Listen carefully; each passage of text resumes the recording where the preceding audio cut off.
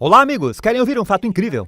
Em 1775, havia um navio que navegava no Atlântico Norte, na costa oeste da Groenlândia, chamado Arauto, um navio baleeiro, e se deparou com um navio abandonado que estava flutuando entre os icebergs, chamado Octavius. Havia uma tripulação, eles entraram a bordo e eles descobriram que havia 28 tripulantes congelados vivos. Coisa estranha é que estavam todos em posição. Alguns estavam em suas redes, outros em seus beliches. Eles até encontraram um capitão sentado em sua mesa lançando sua última entrada de registro. Quando eles olharam para o registro, eles perceberam que o Octavius tinha deixado a Inglaterra em 1761. Tinham feito uma viagem bem-sucedida pela América do Sul até o Oriente. Mas ao invés de voltarem pelo mesmo caminho, o capitão teve a brilhante ideia, ele ia tentar usar a passagem noroeste, que eles realmente não conheciam. Eles ficaram presos no gelo, sobrecarregados por um vento congelante. Todos foram congelados na posição em que estavam. E por 13 anos, ele ficou à deriva no Alasca ao caminho para a Groenlândia. Em outras palavras, os homens fizeram a passagem, mas a fizeram enquanto estavam mortos, congelados em seus postos. Uma descrição apropriada de muitas igrejas nos dias de hoje. As pessoas estão todas em posição e têm a ilusão de progresso e emoções, mas ninguém está realmente vivo. Fiquem conosco, amigos, e vamos falar sobre ter uma igreja viva nesta edição de Apocalipse Agora.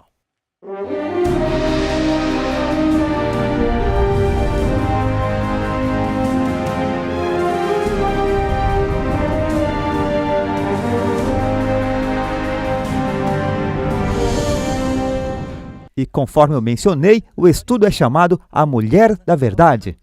Agora, se você olhar na Bíblia, nos diz que uma mulher em profecia muitas vezes representa uma igreja. A Bíblia diz, maridos, amem suas esposas como Cristo ama a igreja.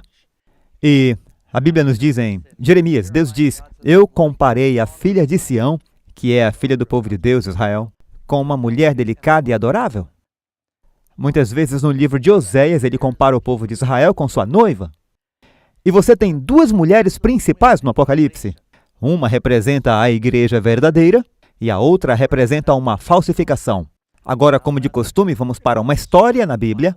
E você encontra essa história em 1 Reis, capítulo 3, e podemos ler os versos 16 ao 28. Depois que Salomão se tornou rei, as pessoas ficaram maravilhadas com sua sabedoria. Há muitos exemplos de sua grande sabedoria, mas um que se destaca na história e se tornou realmente proverbial é sobre duas mulheres. Elas eram mulheres solteiras, elas ficavam no mesmo quarto de uma casa. Ambas tinham acabado de dar à luz a bebês em quase exatamente ao mesmo tempo. Mas infelizmente, durante a noite, uma das mulheres rolou e acidentalmente sufocou seu bebê. Ela acordou durante a noite e viu o que tinha acontecido e ela sentiu tanta culpa e tristeza. E ela pensou, bem, o bebê da minha colega de quarto é mais ou menos da mesma idade. E quando são pequenos assim, os bebês tipo parecem frutas enrugadas, enfim, eu vou trocá-los. Ela não vai perceber a diferença e vai pensar que é o bebê dela que está morto. Bem, enquanto sua amiga dormia, ela pegou o seu bebê vivo e trocou o seu bebê morto pelo dela. Durante a noite, quando ela acordou para amamentar seu bebê, ele estava morto e ela logo analisou e viu que não era seu bebê. E ela disse, esse é meu filho. A outra disse, não, este é o meu filho. É claro que naquela época não carimbavam o pé do bebê. Então, logo cedo, o caso chegou ao Supremo Tribunal, que era Salomão. E quando as mulheres entraram, Salomão disse, bem, você disse que o bebê vivo é seu, e você disse que o bebê vivo é seu, e o bebê morto é dela. E ele disse, a única solução é cortar o bebê de verdade, cortar o bebê ao meio. Então, ele disse a um de seus soldados, ele disse, pegue sua espada, vamos dividir o bebê. Salomão entendia a natureza humana e que uma mãe prefere se sacrificar por seu filho do que vê-lo morrer. Então a mãe verdadeira disse, não, não faça isso, dê o bebê a ela, por favor, não o deixe morrer. Mas a outra mulher disse, essa é a única coisa a fazer, corte o bebê em dois. Salomão disse ao soldado, não faça nada, essa é a verdadeira mãe. E todos se maravilharam com sua sabedoria. E ele foi capaz de descobrir a verdade puxando a espada. Veja, na Bíblia, a espada é um símbolo da palavra de Deus. Você pode ver isso em Hebreus capítulo 4. Diz, a palavra de Deus é viva e eficaz e mais penetrante do que a espada de dois gumes. Você também lê em Efésios capítulo 6. A espada do Espírito, que é a palavra de Deus. Então vamos dividir o bebê essa noite, ou pelo menos pegar a espada, para descobrir onde encontrar a verdadeira igreja. Existem muitas igrejas diferentes e, de fato, muitas religiões no mundo de hoje. Como encontrar a verdade? Mas, antes de irmos ao estudo, nós gostamos, como de costume, de sair às ruas e perguntar às pessoas se existe uma igreja verdadeira? Como podemos saber? There really is no true quote-unquote religion.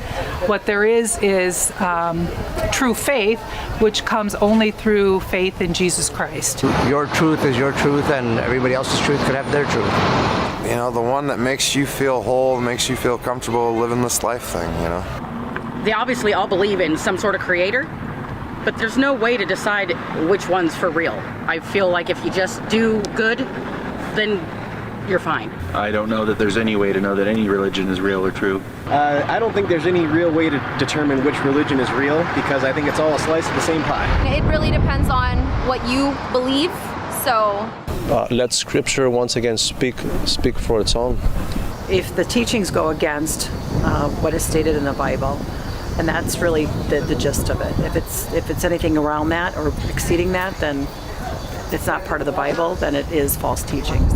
Many of the denominations have so much in common with each other, and personally, I think that love is the most important commonality in all religions and relationships. I have a denomination that I believe is correct, but I don't know if everyone else in the world believes it's correct. It should not be a matter of what church people belong to.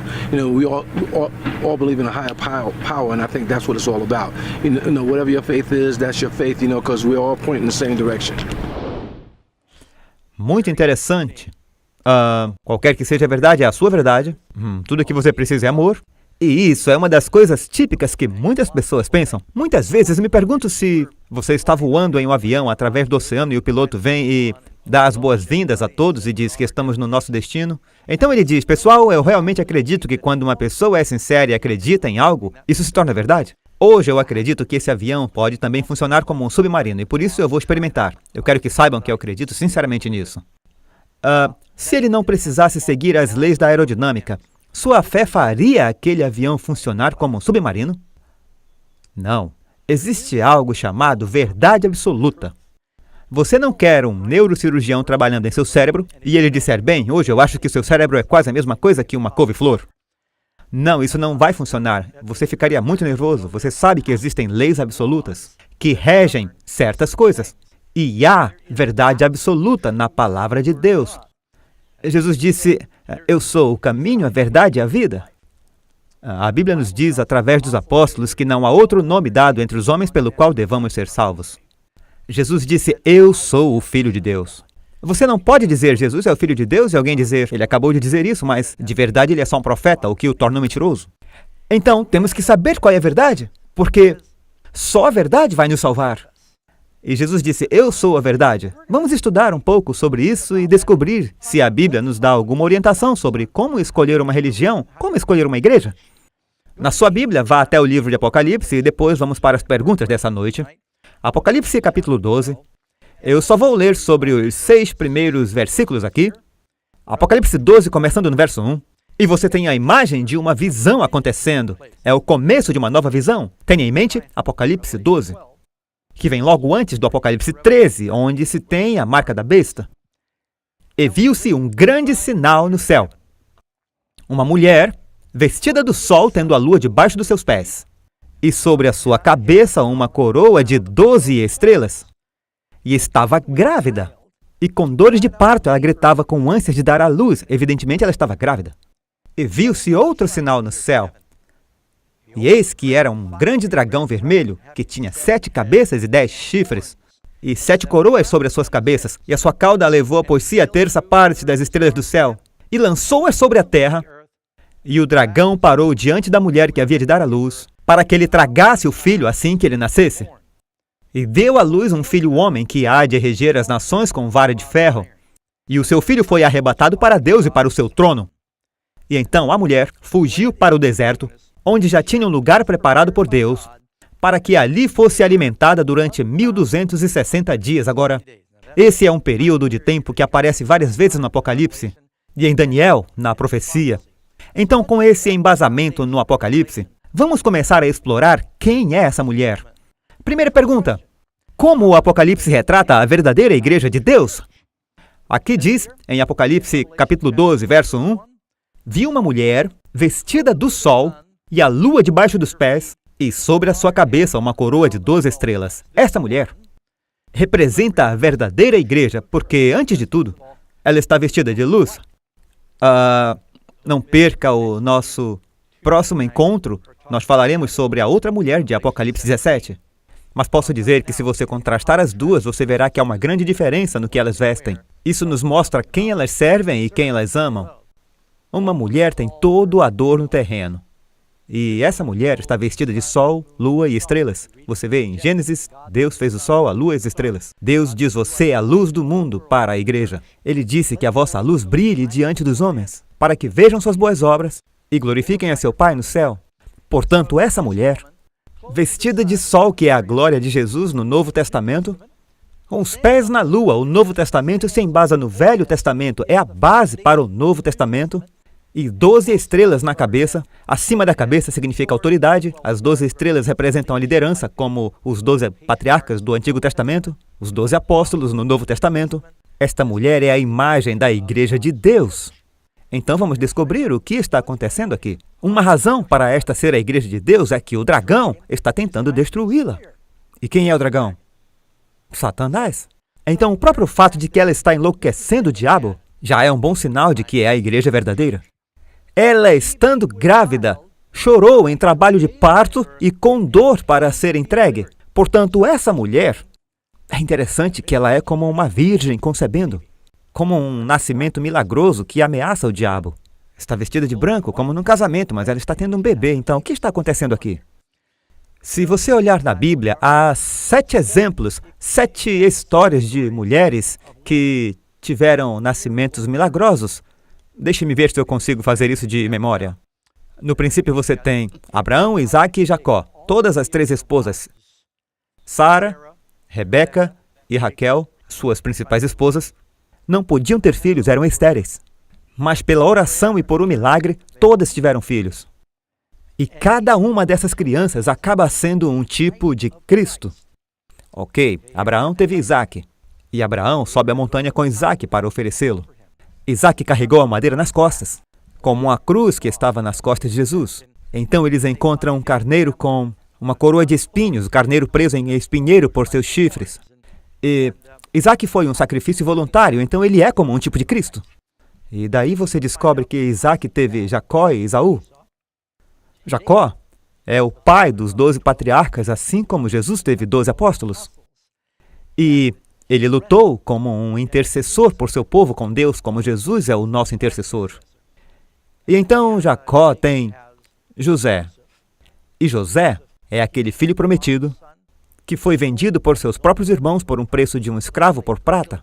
Jesus foi vendido por um dos seus e José foi vendido por um dos seus próprios irmãos.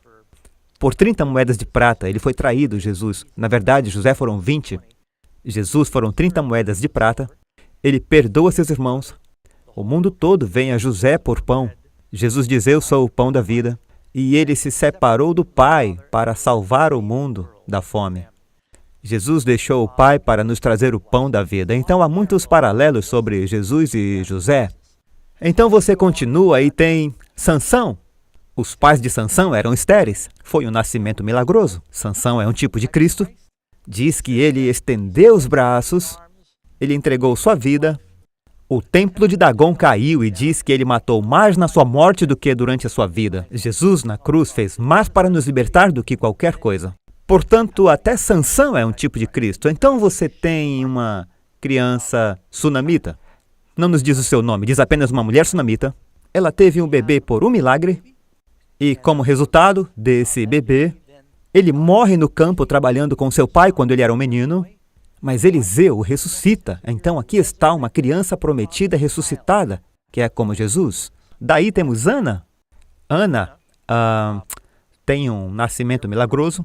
Ela ora e Deus dá a ela um filho, Samuel. E ele se torna um profeta e um sacerdote para o povo de Deus. E Jesus é o nosso profeta, nosso sacerdote, nosso juiz. Daí vem João Batista no Novo Testamento. E no Novo Testamento, é claro, ele é o precursor de Cristo. Jesus os chama de o maior dos profetas. Todos esses nascimentos milagrosos, é interessante, todos eram meninos. E todos esses meninos são como tipos de Cristo. Então você chega, é claro, Jesus é o maior nascimento milagroso. Uma virgem concebe e tem um filho. Então chegamos ao Apocalipse, que diz que uma mulher está em trabalho de parto. Em todo o Antigo Testamento, a Igreja de Deus estava trabalhando para trazer finalmente no Novo Testamento a vinda de Jesus. E diz, ela dá à luz um filho varão, mas o filho varão é arrebatado para o trono de Deus. Estamos nos adiantando agora. Então diz, e deu à luz um filho homem, que há de reger todas as nações com vara de ferro. Está falando sobre a autoridade suprema. Quem é o grande dragão vermelho e o que ele tenta fazer? E o grande dragão foi precipitado, a antiga serpente chamada quem? O diabo e Satanás. Está bem claro que serpente, diabo, Satanás, dragão.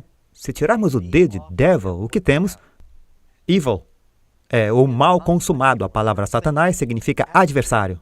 E havia uma serpente que estava no meio do jardim do Éden, através da qual o diabo tentou a raça humana. Então ele sempre teve esse apelido na história. Mas diz que este dragão quer devorar a criança, quer destruí-la assim que ele nascer. Certo? O dragão parou diante da mulher, que estava pronta para dar à luz, para devorar seu filho assim que ele nascesse. Meio que lembra que há 3 exemplos na Bíblia onde o diabo tentou destruir o filho prometido antes que ele nascesse. O diabo sabia do Messias. Por um tempo ele pensou que era quando estavam escravos no Egito, e ele fez uma lei que todos os meninos deveriam ser mortos, porque ele sabia que a semente prometida viria através dos descendentes de Israel. Todos os bebês foram jogados aos crocodilos. O dragão tinha que devorar a criança. Então Deus declarou que a semente prometida viria através de Davi. E durante o tempo de Atalia, ela destruiu toda a semente real, tentou matar todos os bebês, mas um foi poupado, assim como Moisés sobreviveu. Depois diz que Joás sobreviveu. E chegamos ao Novo Testamento. Lembra daquela história terrível? Estamos próximos da época do Natal aqui, mas ninguém gosta de ler essa parte da história de Natal, em que Herodes, quando os magos chegaram, ele foi ameaçado de que haveria outra pessoa disputando o trono e ele enviou seus soldados para Belém para matar todos os bebês homens até 2 anos de idade. O dragão tentou devorar o filho varão assim que ele nasceu. E ele fez isso através do reinado de Roma. Então, quando diz dragão em Apocalipse capítulo 12, é o diabo operando através do reinado de Roma, certo? Então tenha isso em mente, pois isso aparece mais tarde. O que acontece depois que Satanás não conseguiu destruir Jesus? E o seu filho foi arrebatado para Deus e para o seu trono. Você pode ler sobre isso em Atos, capítulo 1, quando ele estava falando com os discípulos. E ele subiu ao céu. E eles continuaram olhando para o céu, é a ascensão. E o anjo disse, homens galileus, por que vocês estão aqui olhando para o céu? Este mesmo Jesus, que vocês viram ser levado para o céu, voltará da mesma maneira como vocês o viram ir. E eles viram a ascensão. E as últimas palavras de Jesus foram, vão e ensinem a todas as nações. Vejam, o diabo não pode alcançar Jesus agora. Se você tiver alguma pergunta ou dúvida sobre o que o diabo queria fazer com o Filho do Homem, ele tentou destruir Jesus quando ele era um bebê e durante todo o ministério de Cristo. Ele tentou fazer com que ele fosse apedrejado, tentaram jogá-lo em um penhasco em Nazaré, e Deus continuou a protegê-lo. Até depois da última ceia, Deus disse, agora eu devo retirar a minha proteção angelical. E Jesus estava nas mãos do diabo, sofrendo pela pena do pecado, 3 dias e 3 noites. Cuspiram nele, tiraram a sua barba, foi chicoteado várias vezes, foi espancado, foi zombado, coroa de espinhos, foi terrível, uma tortura. Ele sofreu pelos seus pecados para você não sofrer. Mas ele não fará nenhum bem a menos que você o aceite deliberadamente e diga, eu quero que o Senhor seja o meu Senhor e guie a minha vida e perdoe os meus pecados. E então ele fará isso, mas você precisa aceitar. Tem que descontar o cheque. Você precisa aceitar essa transação que ele fez. Agora o diabo não alcança Jesus. Ele foi arrebatado ao trono de Deus. Agora ele está no céu, na morada de Deus, naquele templo celestial. Então, o que o diabo faz a seguir? E isso nos leva à nossa próxima pergunta. Depois que Jesus foi arrebatado ao céu, o que Satanás fez com a igreja?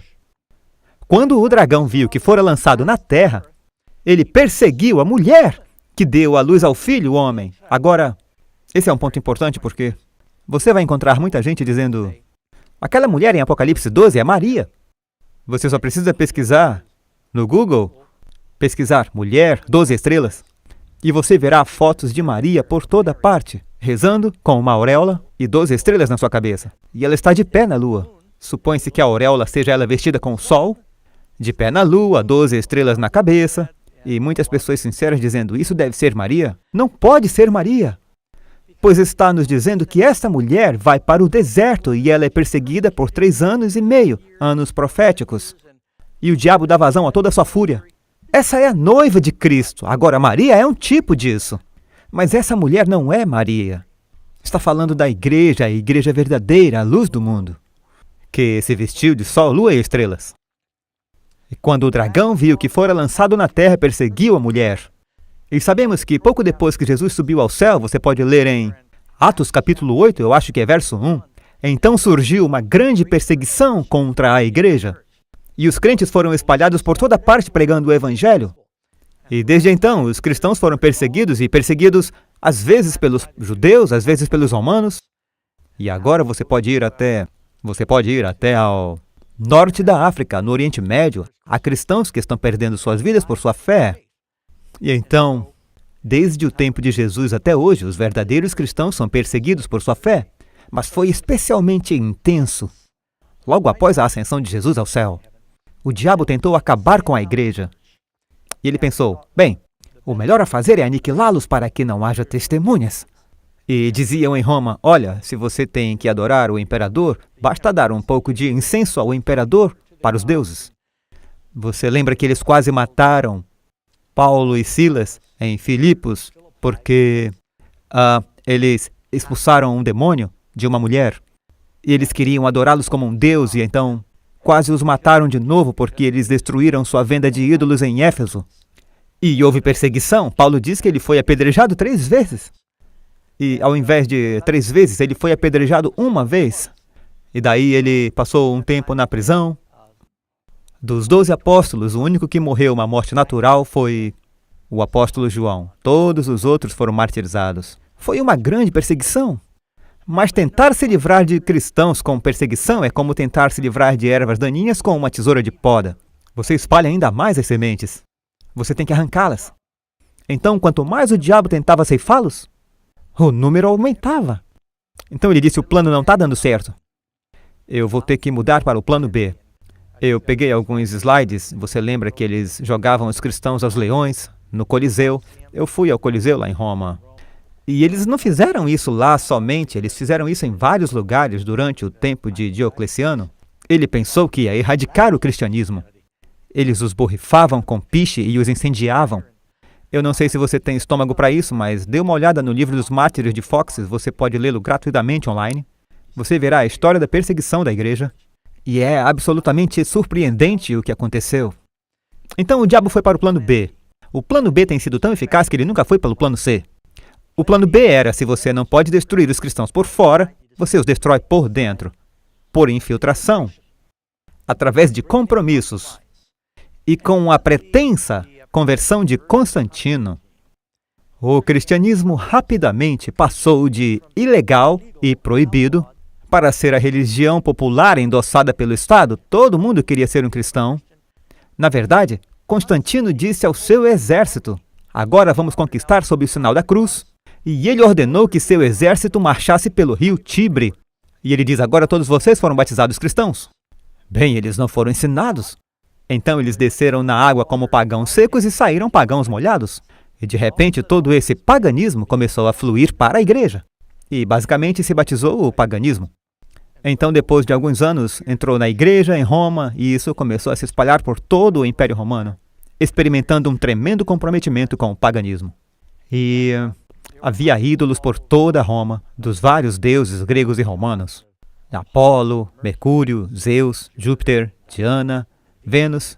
E eles disseram: temos todos esses lindos ídolos, com certeza Deus não quer que destruamos essas obras de arte. E os padres não queriam perder todos esses pagãos que estavam agora entrando na igreja e fazendo grandes ofertas. Eles disseram: bem, dê a eles nomes cristãos, mas não ore para eles. Bem, eles fizeram isso, mas não demorou muito para que os supersticiosos que costumavam orar a ídolos continuassem orando para seus ídolos. E E todos esses ensinamentos diferentes começaram a se misturar com o cristianismo. E foi aí que a grande queda que Paulo tinha profetizado aconteceu. Ele disse: depois da minha partida, lobos cruéis virão, ensinando doutrinas de demônios. E a conversão de Constantino foi um verdadeiro ponto de virada, e todos esses ritos pagãos e coisas entraram na igreja. Então, para onde a mulher foi? Durante este terrível período de perseguição?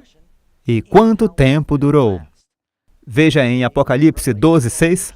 A mulher fugiu para o deserto, onde já tinha um lugar preparado por Deus, para que ali fosse alimentada durante 1260 dias. Ok. Para onde Deus trouxe a sua igreja depois que Ele salvou-os do Egito? Para o deserto. Milagrosamente, Ele os alimentou lá. Durante o tempo em que Elias e os profetas estavam sendo perseguidos por Jezabel. Jezabel era aquela mulher perversa, como um tipo da igreja. Para onde Elias foi? Para o deserto, perto de um riacho. Passou um tempo como uma viúva, mas o tempo todo ele foi miraculosamente alimentado por corvos que traziam pão. Quanto tempo foi isso? 3 anos e meio, que é 1260 dias. Então, mesmo durante o tempo de Jesus, Jesus ensinou por 3 anos e meio. E do momento da morte de Cristo até a morte de Estevão e essa grande perseguição, tem de novo 1260 dias, mesmo período de tempo. Então você entra na história da igreja e agora você usa o símbolo profético de que um dia é igual a um ano. Houve um período profético. Falamos sobre isso no último estudo, que durante o tempo do poder da besta, quando há esse grande comprometimento, de 538, quando a igreja se transformou numa entidade religiosa do governo e eles têm um exército para fazer valer suas crenças, de 538, quando Justiniano fez do bispo de Roma o chefe da igreja, a 1798, quando Napoleão mandou o seu general prender o Papa e levá-lo cativo. Eles tinham uma espécie de influência interminável sobre as monarquias na Europa e no antigo Império Romano, essas 10 divisões do Império Romano. Mas onde estava a igreja durante esse tempo? Eu não sei se você leu na história sobre pessoas como Pedro Valdo. Então temos os valdenses, os russitas, os albigenses. Há um monte de cristãos fiéis que ainda copiavam as escrituras à mão e diziam: precisamos seguir a Bíblia. E tiveram que subir aos lugares remotos das montanhas para continuar sua fé primitiva, mas eles estavam sempre lá. Verdadeiros cristãos no norte da África. Os etíopes ainda guardavam o sábado do 7º dia na Etiópia, 1000 anos depois de Cristo. A igreja copta. E ainda havia muitos outros que ainda eram fiéis, mas eles meio que tiveram que ir pelo subsolo. Você já ouviu sobre as catacumbas em Roma? Os cristãos tiveram que literalmente ir para o subsolo se esconder dos romanos. Agora eles tinham que se esconder da igreja. Mas eles mantiveram sua fé pura. Agora, parte da razão pela qual isso aconteceu, a Bíblia chama de lâmpada, uma luz. E quando você tira a luz, vem as trevas. E durante esses 1000 anos, você já ouviu falar da Idade das Trevas? Durante esses 1260 anos, a Bíblia foi tirada do povo. Os cultos eram em latim. A maioria dos pregadores não usava o vernáculo do povo. E ao tirar a luz, você tem a Idade das Trevas. Exceto os valdenses e outros cristãos fiéis que fugiram para o deserto, eles foram alimentados. Agora, de que Deus os alimenta? O pão da vida. Assim como Ele deu o maná para os filhos de Israel no deserto, Ele deu a sua palavra ao seu povo. Eles a mantiveram viva, eles a copiaram à mão, eles pegavam parte dela e escondiam em suas roupas. Eles desciam para as civilizações e cidades e tentavam testemunhar as pessoas para fazer com que as pessoas voltassem à fé dos pais. E eles mantiveram a igreja primitiva viva. Portanto, a igreja literalmente estava em secreto. E o diabo tentou destruir a mulher durante esse tempo, mas Deus a protegeu. Então isso aconteceu novamente, de 538 a 1798, são 3 anos e meio. E esse é um período de tempo que você encontra repetidamente na Bíblia. Novamente, você tem os 3 anos e meio no tempo de Elias, você tem os 3 anos e meio em que Jesus ensinou, 3 anos e meio desde a morte de Cristo até a morte de Estevão. Tem mais 3 anos e meio, se você ler o livro de Esther, começa dizendo: no 3º ano do reinado de Acasias, ele deu uma festa que durou 180 dias. Um ano judaico tem 360 dias, a metade disso é 180. Na metade desse 3,5, sempre acontece um corte. No final dos 3 anos e meio de Elias, os profetas de Baal são mortos. No final dos 3 anos e meio de Jesus, ele é morto, ele é eliminado. No final dos próximos 3 anos e meio, Estevão é morto. No final dos 3 anos e meio, no livro de Esther, Vasti é destronada e eles começam a procurar por uma nova rainha. E acaba sendo Esther. Então esse mesmo período de tempo chega novamente. Em 1798, o Papa recebe uma ferida mortal, de espada, aquele corte novamente, e diz que uma das cabeças da besta recebe aquela ferida mortal. Eles perdem seu poder político, até ser restaurado novamente em 1929, quando Mussolini deu ao Vaticano o status de Estado independente novamente, e continuou a crescer, e eles estão curando a ferida não apenas com o Estado, mas com as igrejas agora. Isso está no topo da agenda do Papa Francisco. Então você tem essa união Estado-Igreja que durou de 538 a 1798, 1260 anos, e a igreja está no deserto, eles estão nos Alpes suíços, nas montanhas, eles meio que vão pelo subsolo. Quais são as outras 2 marcas de identificação da verdadeira Igreja de Deus? E o dragão, quem é o dragão? É Satanás. Irou-se é uma antiga palavra inglesa, estava enfurecido com a mulher. Quem é a mulher? A igreja verdadeira ou a falsa? Para o dragão importa, tem que ser a igreja verdadeira, certo? E foi fazer guerra. Agora estamos chegando perto do fim dos tempos, é o fim desta profecia. E foi fazer guerra ao remanescente, os descendentes da sua semente. Seus descendentes, seus filhos, têm 2 características marcantes. Os que guardam os mandamentos de Deus. Isso quer dizer um plano de 50% ou 100%. Eles guardam o mandamento, todo mundo guarda alguns deles algumas vezes. Deus está procurando por uma igreja que pregue e creia em todos os 10, incluindo o sábado, que guardam os mandamentos de Deus e têm o testemunho de Jesus Cristo. O que significa? Sabe, a última profecia no Antigo Testamento, Malaquias capítulo 4, verso 4 e 5, diz: lembrai-vos da lei de Moisés. Eis que eu vos enviarei o profeta Elias. Moisés é o grande legislador e Elias é o grande profeta. E então você vai para o Novo Testamento e Moisés e Elias aparecem para Jesus no Monte da Transfiguração, em Marcos capítulo 9. Eles representam a lei e os profetas, os mandamentos de Deus e o testemunho de Jesus. O testemunho e o espírito de profecia são chamados a mesma coisa no Antigo Testamento, até em Apocalipse. Diz o testemunho de Jesus, Apocalipse 19, verso 10. O testemunho de Jesus é o espírito de profecia. Então essa igreja tem a lei e os profetas, e eles têm todos os dons do Espírito. Eles creem em toda a Bíblia.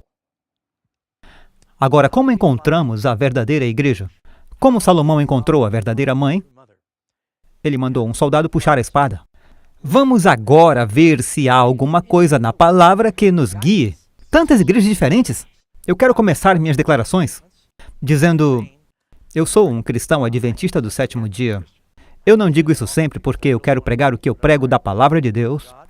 Eu não tenho muito essa coisa de denominacionalismo. Eu não fui criado adventista do 7º dia. Eu era praticamente um ateu. Eu só estudei a Bíblia, visitei diferentes igrejas. Eu disse: Senhor, eu vim de um passado judaico. Eu disse que se eu vou ser um cristão, eu quero começar do zero. Eu quero ser um cristão da Bíblia. Eu não encontrei uma igreja que estivesse mais próxima da Bíblia. Então foi assim que eu tomei minha decisão. E alguns vão dizer: Pastor Doug, nós já sabemos o que você vai dizer, que devemos nos unir à sua igreja. É isso mesmo. E se eu fosse um pastor e dissesse: você não deveria se unir à minha igreja, mas a uma igreja diferente, eu diria: por que você está nessa igreja? É claro que vou dizer que eu adoraria você na minha igreja. Mas eu quero começar minha declaração dizendo: uma das razões para eu entrar na igreja adventista é porque eu cansei de estudar com igrejas que diziam: se não fizer parte da nossa igreja, você está perdido. Em todos os lugares que eu fui, eles diziam: nós somos os únicos que seremos salvos. Para os adventistas do 7º dia, nós acreditamos que a maior parte dos verdadeiros seguidores de Cristo estão comungando em outras igrejas, mas acreditamos que eles são cristãos verdadeiros, é claro. Toda igreja tem pessoas verdadeiras e falsas. Mas acreditamos que a maior porcentagem, a maioria dos cristãos genuínos, não estão em nossa igreja. Então respeitamos que Deus tem seus filhos em muitos diferentes apriscos. Ok? Eu só quero deixar claro, eu sei que há pessoas que amam Jesus, estarão no céu de diferentes denominações. Então vamos tirar isso do caminho. Mas agora, espero que você concorde comigo. Nunca foi plano de Jesus, sua vontade, que seu povo fosse a religião mais dividida do mundo. Há mais denominações no cristianismo do que fragmentos de qualquer outra religião. Existem centenas, milhares de denominações diferentes. Algumas pessoas têm no bairro sua denominação local, um tipo de igreja ecumênica. E são igrejas evangélicas, tipo igrejas comunitárias, mas são tão diferentes quanto seu pastor e suas crenças mudam de um bairro para o outro. Não foi esse o desejo de Jesus. Cristo disse: todos os homens saberão que vocês são meus discípulos pelo amor um para com o outro. Ele quer que mostremos que há um amor e uma unidade. E uma razão que eu acho que o diabo tem trabalhado tanto para dividir os cristãos é porque o mundo zomba do cristianismo. Eles dizem: vocês não podem nem concordar um com o outro em qual é a verdade. Por que eu deveria acreditar em você? Então eu acho que antes de Cristo voltar, haverá um movimento onde o seu povo em todos os lugares estará voltando para a Bíblia. E é por isso que fazemos um seminário como este. Meu desejo é fazer com que as pessoas leiam por si próprias na Bíblia. Colocamos os escritos na tela, esperamos que você anote, lhe damos as lições. Se não for da Bíblia, não acredite. Não tema a verdade. Algumas igrejas dirão: não olhe para qualquer ensinamento de qualquer outra igreja. Isso significa que suas crenças são suspeitas. Se eles têm medo de que suas crenças não resistam à investigação, há algo suspeito nisso. Eu sou feliz. Eu me lembro que uma vez eu estava conversando com um amigo que é pastor presbiteriano. E um dos seus membros começou a vir à minha igreja. E ele disse: irmão Doug, você está roubando minhas ovelhas. Eu disse: irmão, eu disse, não são suas ovelhas e não são minhas ovelhas. São ovelhas e ovelhas vão aonde tem grama. E ele disse: o que você pensaria se eu começasse a estudar a Bíblia com alguns dos seus membros? Eu disse: fique à vontade. E a verdade foi que, semanas depois, eu o encontrei novamente nos Correios. E eu disse: eu ouvi dizer que você está estudando com a irmã, como está indo? Ele disse: eu não estou indo a lugar nenhum, ela conhece a Bíblia muito bem. Foi isso que ele disse. Então, eu disse: não precisa ter medo. Devemos saber o que a Bíblia diz e sermos capazes de defender nossas crenças na Palavra de Deus. Portanto, estude a Palavra de Deus. Número 7. Como Jesus disse que devemos demonstrar o nosso amor por Ele? Ele diz: se me amais, guardai os meus mandamentos. Então, um critério da Igreja de Deus guarda os mandamentos de Deus e tem o testemunho de Jesus. Novamente, não são apenas 6 ou 8 deles. São todos os 10 que deveriam ser proclamados. Pecado é a transgressão da lei. E o diabo odeia a lei, pois se olharmos para a lei, vemos que somos pecadores. Então vamos a Jesus por graça e misericórdia. Mas se você tira a lei, não há convicção do pecado. Não precisamos de Jesus ou um Salvador. Vê como funciona? Precisamos. Ele disse: se me amais, guardais os meus mandamentos. Não é só ler, seja praticante da palavra. Pois este é o amor de Deus, que guardemos os seus mandamentos. A propósito, eu estou citando o Novo Testamento. Eu poderia ler 50 versos do Antigo Testamento que diz: ame a Deus e guarde seus mandamentos. Que 3 mensagens angélicas a Igreja de Deus no fim dos tempos estará pregando? Eu tenho algumas cartas aqui para entendermos isso. Letra A: temei a Deus e dai-lhe glória, porque é vinda a hora do seu juízo. Falamos sobre as 3 mensagens angélicas. Uma mensagem que a Igreja de Deus no fim dos tempos estará proclamando é que estamos vivendo na hora do julgamento. Cristo está prestes a vir, Ele está bem às portas. Estamos vivendo na última era da igreja. É a igreja de Laodiceia, é a igreja morna. E a palavra Laodiceia significa o julgamento do povo. As pessoas precisam se preparar, Cristo está vindo. Nós deveríamos estar dando aquela proclamação: eis que o noivo vem. E até mesmo o nome, adventista, significa que somos um povo que acredita no advento iminente de Jesus. E devemos dizer às pessoas: Jesus disse: eis que estou voltando. Ele disse: eu voltarei. A Bíblia diz que Ele está vindo para aqueles que alegremente esperam para vê-lo aparecer. Muitas igrejas não estão estudando, não estão ansiosamente esperando e proclamando a segunda vinda. Aqui diz: adorai aquele que fez o céu, a terra e o mar e a fonte das águas. De novo, este é um trecho do mandamento do sábado, que foi estabelecido em honra da criação. Em um mundo onde até mesmo algumas igrejas, o próprio Papa Francisco disse que não há nada de errado com a evolução, a Bíblia diz que é incompatível com o ensinamento de Gênesis. Deus criou o mundo em 6 dias literais. E Ele pode fazer isso de novo. Ele poderia ter feito em menos tempo. Eu creio na palavra de Deus e também acredito por razões científicas. Você pode enviar algumas perguntas sobre isso. Então somos chamados a adorar o Criador. Os adventistas estão cumprindo esse critério. Letra B diz: e outro anjo seguiu dizendo: caiu Babilônia, caiu. Aquela grande cidade que a todas as nações deu a beber do vinho da ira da sua fornicação. O vinho de Jesus é o novo evangelho, o novo vinho, colocado em vasos novos. Babilônia, essa mulher, é o nosso próximo estudo. Ela é falsificada, ela tem vinho fermentado e as nações se embriagaram e se confundiram com seus falsos ensinamentos. Então, a mensagem da igreja nos últimos dias é chamar os filhos de Deus para fora da Babilônia. É interessante, a Abraão, Deus o chamou da Mesopotâmia, é onde é a Babilônia, para a terra prometida. Ele tirou sua esposa da Babilônia. Quando chegou a hora de Isaac se casar, Abraão disse: você não vai casar com nenhuma dessas garotas pagãs locais. Ele enviou seu servo Eliezer de volta à Mesopotâmia para conseguir uma esposa que acreditasse em Jeová e a trouxesse da Babilônia para a terra prometida. Jacó, quando se casou, seus pais disseram: não case com essas garotas mundanas daqui. Volte para onde elas servem a Deus. Ele voltou e conseguiu Raquel e Lia. Tirou suas esposas da Babilônia para a terra prometida. Então os filhos de Israel foram levados cativos para a Babilônia. Após 70 anos, eles estavam muito confortáveis. Deus diz: é hora de sair da Babilônia e voltar para a terra prometida, porque no julgamento a Babilônia vai cair. E ele fez. E os fiéis Esdras e Neemias voltaram. Mas o que está acontecendo agora é que o povo de Deus está na Babilônia espiritual. É interessante, Pedro, em sua carta, disse que está saudando as pessoas na Babilônia, a igreja na Babilônia. Eles chamavam Roma de Babilônia já naquela época. Não falando da Babilônia literal, que foi destruída e nunca mais reconstruída. Isaías 13:19. E Babilônia, o ornamento dos reinos, a glória e a soberba dos caldeus, será como Sodoma e Gomorra quando Deus as transtornou. Nunca mais será habitada, nem nela morará alguém, de geração em geração. Nem o árabe armará ali a sua tenda, nem os pastores deitarão seus rebanhos. Esta é uma foto das ruínas da Babilônia hoje. Nunca mais foi reconstruída como uma grande cidade. E seguiu-se o terceiro anjo, continua nas 3 mensagens angélicas de Apocalipse 14. E seguiu-se o terceiro anjo dizendo com grande voz: se alguém adorar a besta e a sua imagem, e receber o sinal na sua testa ou na sua mão, também este beberá do vinho da ira de Deus que se deitou não misturado. Por isso temos que dar esta mensagem nos últimos dias. A besta está viva e bem, e espalhando esses falsos ensinamentos.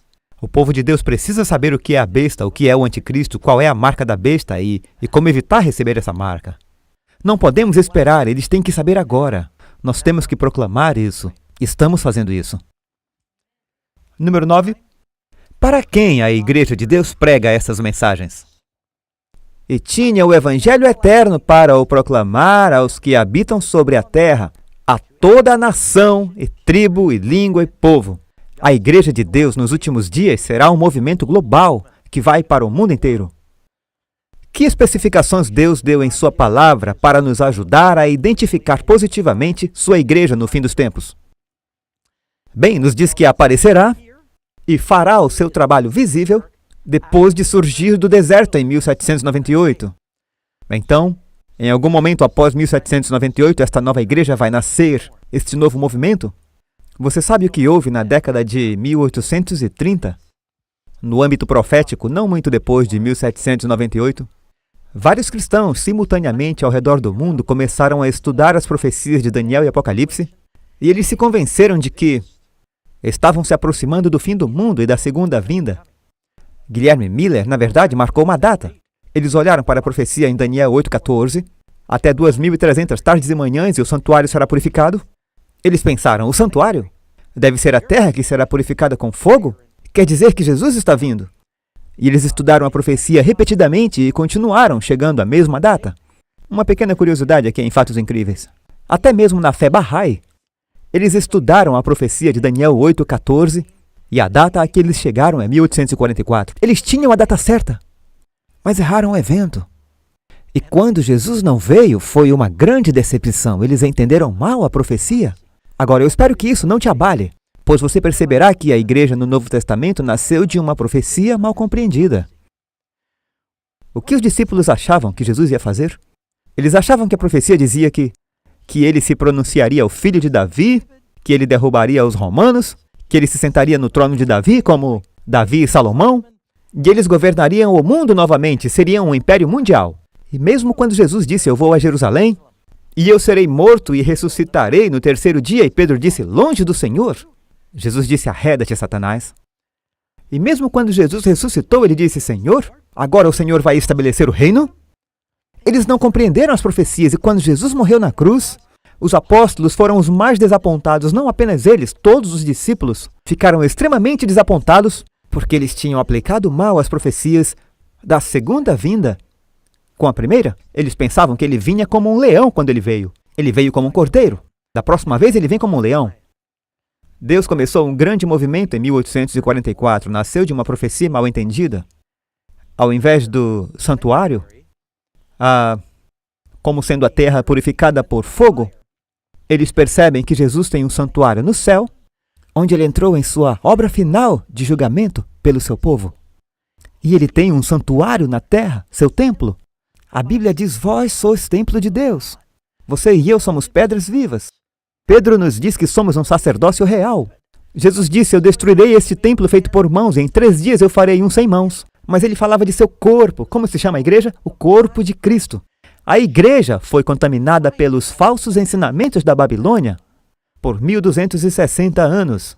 Mas em 1844, Deus levantou o movimento. Quando Cristo não voltou, cristãos de todas as origens começaram a se juntar e eles disseram: o que a Bíblia diz? Deus não quer seu povo tão dividido. E estudando a Bíblia, redescobriram muitas verdades, entenderam que o batismo é por imersão, que somos salvos pela graça, através da fé, não se faz o próprio caminho para o céu. Mas eles redescobriram o 7º dia, o sábado, é o sábado dos 10 mandamentos. Eles descobriram que ninguém morre e vai para o céu ou para o inferno antes do julgamento. Eles descobriram que o inferno não queima por séculos sem fim torturando pessoas, que por fim os ímpios são aniquilados no lago de fogo. Descobriram que os nossos corpos são o templo do Espírito Santo e que os cristãos não devem fumar, beber e nem usar drogas. E eles juntaram todas essas coisas e disseram: como não percebemos isso por tanto tempo? E a partir desse humilde começo, com apenas um punhado de pessoas fiéis, assim como Cristo com 120 no cenáculo, esse movimento já cresceu para 20 milhões. É a igreja protestante que mais cresce no mundo. E é ela que está te trazendo essas mensagens. Então parece que naquele momento nós atendemos aos critérios. Vieram os peregrinos para a América em busca de liberdade religiosa. O novo movimento nasceu na América. Discutiremos em Apocalipse, onde diz no capítulo 13, 2 chifres como um cordeiro. O país começou como um cordeiro, como Jesus, mas isso muda perto do fim. Eu acho que estamos nesse período agora. Letra B. Vai ensinar as mesmas verdades que os apóstolos ensinaram.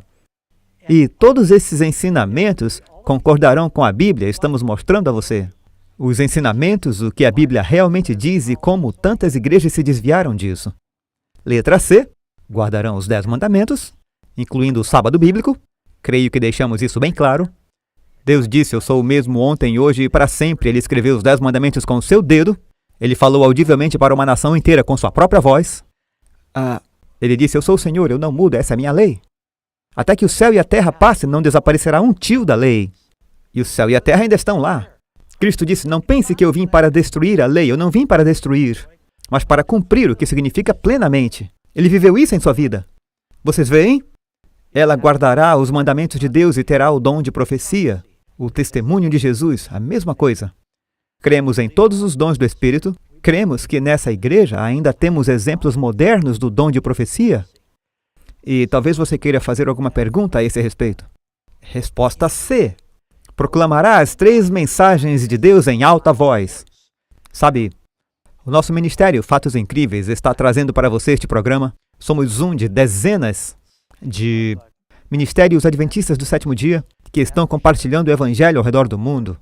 E eu não conheço nenhuma denominação que tenha mais igrejas e ministérios independentes que estejam proclamando na internet, através da publicação das 3 mensagens angélicas e os ensinamentos da Bíblia. É uma alta voz, amigos. Letra F. Será um movimento mundial. Mais uma vez, Fatos Incríveis é apenas um dos ministérios, entre milhares. Mas este é um trabalho mundial. O Google diz que são 197 países no mundo. A Igreja Adventista está agora em todos, exceto em 24. E tenha em mente que um desses 24 é o Vaticano. Eles não nos deixaram começar um trabalho missionário lá ainda. Em coisas como o Iêmen, mas nós estamos em quase todos os países do mundo. De fato, a Igreja Adventista tem o maior sistema educacional e hospitalar que qualquer outra igreja, além dos católicos. Portanto, no mundo todo, tentando curar pessoas, publicando verdade, espalhando o Evangelho. Somente a senhora Batchelor e eu estivemos em... Essa é uma foto nossa, eu acho que é na Coreia. Eu tive a oportunidade de pregar na maior igreja de um país muçulmano na Indonésia. Há alguns anos atrás eu tive a oportunidade de pregar na maior igreja cristã no mundo, na Índia. E aqui estamos em Nova Guiné, havia mais de 100 mil pessoas. Vieram às reuniões lá. E é incrível que eles estavam assistindo os programas online. Na China, um fato incrível foi uma janela aberta quando a China nos permitiu fazermos evangelismo público e fomos para o Wuxi, China, e fiz 15 reuniões como esta e foi gravada e traduzida e esses CDs estão rodando por todo o país. E então eles fecharam a porta. Fomos o primeiro ministério a entrar lá desde 1959. Mas a mensagem está se espalhando por todo o mundo, vimos em primeira mão. E aqui nós estamos, eu acho que é na Nova Guiné. É um trabalho global e somos apenas um dos muitos que estão fazendo isso. Deus está chamando as pessoas para voltarem à palavra. Agora, tenha em mente, antes de Jesus voltar, só haverá 2 grupos. Um terá a marca da besta, o outro terá o selo de Deus. O mundo será sacudido. Pessoas serão chamadas, serão polarizadas em um dos 2 grupos. Um estará fundado na rocha dos ensinos de Cristo, o outro nas areias movediças das opiniões humanas. Letra G ensinará o evangelho eterno da salvação por meio de Jesus Cristo somente. Isso é o que nós cremos. Não somos salvos pelas obras, somos salvos pela fé e graça. Então Jesus lhe dá estes 7 pontos de identificação proféticas e então ele diz: vá e encontre a minha igreja. O que ele promete em relação à sua busca? Que vai cair do céu de mão beijada? O que ele diz? Pedi e dar-se-vos-á. Buscai, batei. Jesus quer que você encontre, mas você precisa procurar. Onde? Na palavra, na Bíblia. 12. Quantas organizações eclesiásticas no mundo se encaixam nesses 7 pontos? Eu procurei, amigos. Eu já estive em todo o mundo e só encontrei um. A propósito, se eu encontrar uma igreja mais perto da Bíblia do que a igreja adventista, é para lá que eu vou. Eu não quero ofender ninguém, mas ninguém na minha família foi adventista do 7º dia. Eu não tenho lealdade a uma denominação. Eu tenho uma fidelidade a Jesus e à Bíblia. Então, se eu encontrar algum lugar mais próximo, é para lá que eu vou. Mas agora não consigo encontrar um lugar. Isso não significa que somos perfeitos. O Papa diz que eles são infalíveis. Nós não dizemos. Então, qualquer igreja que diz que não podemos aprender algo novo ou já sabemos tudo, eu evitaria. Isso é suspeito. Mas, a propósito, Deus teve um povo no Antigo Testamento? Deus sempre teve um remanescente com quem ele falou? Deus chamou Abraão. Quero dizer, ele chamou Noé, então ele chamou Abraão, ele chamou Adão, ele chamou Enoque, ele teve pessoas que eram os guardiões da verdade. Eles detinham os oráculos de Deus. Então Abraão, através dele, veio Israel. E então a igreja do Novo Testamento. E na Idade das Trevas ele teve os valdenses e outros no deserto que mantiveram a fé viva.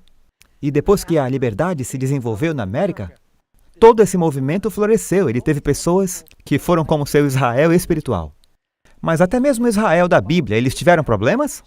Sim, então onde quer que você vá, você vai encontrar problemas. Cada igreja tem suas características interessantes, nós temos as nossas também. Mas a questão é, quais são os ensinamentos fundamentais, que é o principal? Quantas organizações eclesiásticas no mundo se encaixam nesses 7 pontos? Um Senhor, o que diz aqui, uma fé, um batismo. Deve ser um, Jesus quer que a igreja seja uma. Ele orou em João 17, ele disse, Pai, que eles possam ser um, como nós somos um. Muitas denominações se chamam cristãs. Isso faz deles a verdadeira igreja de Deus? Não. Há uma profecia em Isaías 4:1. E naquele dia, 7 mulheres, o que mulher representa? 7 mulheres lançarão mão de um homem, e esse homem é Cristo. O único nome pelo qual devamos ser salvos. Mas eles dizem, comeremos nosso próprio pão. Eles farão seu próprio pão da vida. E nos vestiremos do que é nosso, seu próprio conceito de justiça. Só queremos ser chamados pelo teu nome, para tirar o nosso opróbrio. É isso que está acontecendo no mundo hoje, todas essas pessoas que se chamam de cristãs. E em alguns casos eles têm crenças radicalmente diferentes. E você pode dizer, não importa, desde que amemos, precisamos amar. Mas não importa o que você acredita. Cada elemento da verdade é libertador, a verdade liberta. Cada mentira que você acredita irá escravizá-lo até certo ponto. Queremos ser libertados das mentiras e saber qual é a verdade. Quando uma pessoa descobre a verdadeira igreja de Deus nos fins dos tempos, é preciso tornar-se membro? Atos 2:47, Jesus nos diz: "E todos os dias acrescentava o Senhor à igreja aqueles que se haviam de salvar." Sim, você deve fazer parte deste corpo. Ele diz que seu corpo é a igreja, que somos pedras nesse templo vivo de sua igreja. E devemos estar ligados com nossos diferentes dons a este corpo, precisamos uns dos outros. Quantas maneiras de escapar havia nos dias de Noé? Pela fé, Noé preparou uma arca para a salvação da sua família. Quantas arcas ele preparou? Havia uma arca, amigos. E nos últimos dias, Deus chama seu povo para a unidade. Haverá um movimento. Visto que há muitos cristãos fiéis em outras igrejas, e visto que Deus só tem um verdadeiro remanescente, o que vai acontecer com esses cristãos sinceros em outras igrejas? Ainda tenho outras ovelhas que não são desse aprisco. Também me convém agregar estas.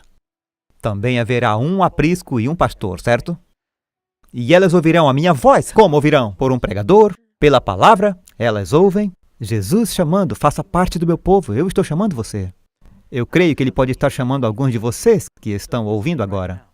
É interessante como as pessoas escolhem igrejas. Alguns escolhem uma igreja e dizem, bem, é uma igreja que a minha família frequentou. Ou é uma igreja perto da minha casa. Por que você vai lá? Porque é perto. No que creem? Não sei bem. Ou o que você acredita? No que o pastor acredita. E o que ele acredita? Ele crê no que a igreja ensina. E o que você, o pastor ou a igreja acreditam? Na mesma coisa. As pessoas não têm ideia no que acreditam. Eu escolhi essa igreja porque, uau, a música é ótima. E eu gosto de cantar no coral. E se me expulsarem do coral, eu vou para outra igreja, não importa qual seja a denominação. Eu só quero cantar no coral. Eu me juntei a essa igreja porque eles têm um bom programa para as crianças, eu posso assistir ao culto. Isso é uma coisa boa. Eu vou a essa igreja porque as pessoas são muito amigáveis lá. Eu vou a essa igreja porque o ministro é bonito e carismático. E eu sei que é por isso que todos vocês estão aqui, certo? A senhora Bachelor disse sim. Essas são algumas razões para as pessoas escolherem uma igreja. Todas essas coisas são boas. Eu gosto de ter uma igreja perto de casa, com um bom prédio. Uma igreja onde pessoas importantes vão. Boa música, bom para as crianças, pessoas amáveis. Mas você percebe que se você está numa igreja que tem todas essas coisas, mas ela não tem a verdade, você está na igreja errada. A coisa mais importante é... Quando eu vou a uma loja comprar cereal, eu não olho a foto da caixa. Eu não olho para ver se tem um atleta ou um prêmio grátis. Eu leio os ingredientes. Eu quero saber o que eles representam. E quando você se junta a uma igreja, você está subscrito, está subsidiado por seu testemunho e seu exemplo. Quais são os seus ensinamentos? Você sabe o que a sua igreja ensina? Eles estão ensinando a palavra de Deus? É aí que você precisa estar. Numa igreja que ensina e pratica a Bíblia. Hoje eu quero fazer um apelo. Que você faça parte desse movimento para o qual Deus está chamando as pessoas. Amigos, haverá uma arca. Quando Jesus voltar, havia uma porta na arca e Jesus diz, eu sou a porta. Eu quero orar para que você tome essa decisão de fazer parte deste corpo nos últimos dias. Pai do céu, eu sei que estamos compartilhando a verdade com as pessoas esta noite e estamos vivendo nas fronteiras do limiar da eternidade. Tu estás chamando o teu povo, que acredita na tua palavra, de volta na verdade bíblica. Eu oro para que eles ouçam sua voz e respondam. E que possamos fazer parte daquele aprisco sob o único pastor quando Jesus voltar. Abençoe cada pessoa que está pensando nas consequências dessa decisão.